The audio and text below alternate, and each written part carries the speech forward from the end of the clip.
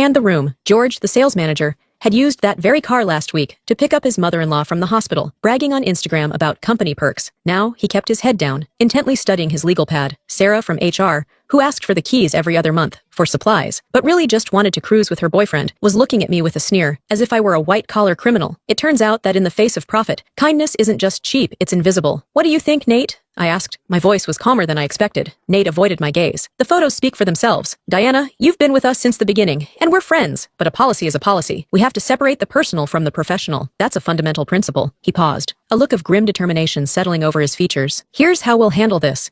You'll hand over the keys immediately. From now on, the vehicle will be managed strictly by the administration department. Additionally, the finance team will calculate the fuel and depreciation costs Madison outlined and deduct them from your next paycheck. Madison's lips curled into a triumphant smirk. She looked like a cat that had finally caught the prize canary. Thank you, Nate. That's very fair. Also, I think a formal apology in front of the whole staff is necessary. This kind of behavior rots company culture. Nate hesitated, glancing at me briefly before nodding. We'll skip the speech. A company-wide memo detailing the disciplinary action will suffice. A company-wide memo, a docked pay, confiscation of my own keys. I looked at Nate's familiar face and realized I didn't recognize him at all. It was my car, but I didn't argue. I didn't scream. I didn't reach into my bag, pull out the title, and throw it in his face, because I saw the naked ambition in Madison's eyes, and I saw the calculated greed in Nate's. She wanted to use me as a stepping stone. He wanted to seize the chance to finally claim the company limo as his own, permanently turning my generosity into his asset. 2 years is a long time. Long enough for people to develop the delusion that what they've been allowed to use actually belongs to them. Fine, I said. I stood up, reached into my bag, and pulled out the heavy, leather-bound key fob. I placed it gently on the conference table. The thud it made was small, but it felt like a gavel coming down. There are the keys. I accept the memo. I looked at Nate, a slight knowing smile touching my lips. I hope this car brings the company all the luck it deserves.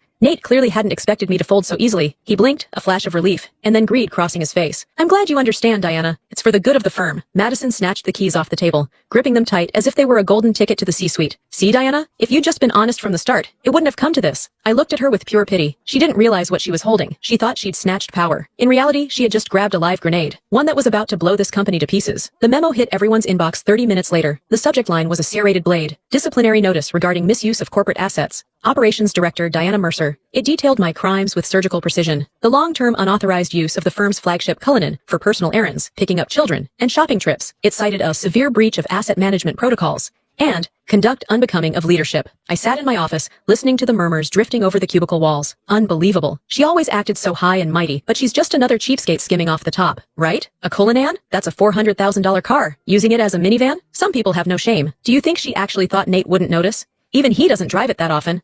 Madison really did us a favor. It's about time someone cleaned house. I took a sip of my coffee. The bitterness coated my tongue, but it couldn't touch the coldness in my chest.